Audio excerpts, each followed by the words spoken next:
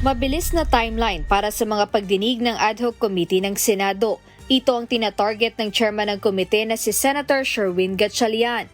Paliwanag ng senador, kinakailangan aniya ang agarang plano upang tugunan ang lumalalang epekto ng sigalot sa gitnang silangan sa lokal na ekonomiya.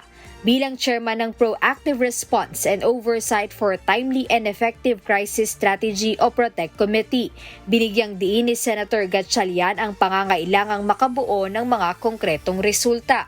Dahil dito, target ng panel na makapaglathala ng isang komprehensibong contingency framework sa loob lamang ng 1 hanggang 2 linggo.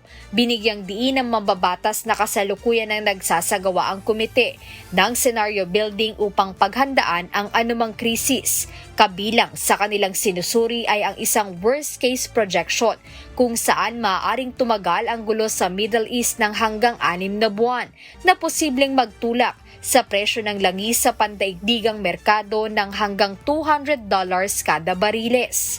Ayon kay Senator Gatchalian, sa ganitong sitwasyon o sa anumang yugto ng sigalot, dapat handa ang bansa na magpatupad ng angkop at targeted na contingency plan. Kaugnay nito, ayon kay Minority Leader Senator Alan Peter Cayetano, layunin ng binuong komite na palakasin ang koordinasyon ng national agencies, local government units at pribadong sektor, habang mananatili sa executive branch ang implementasyon ng mga programa.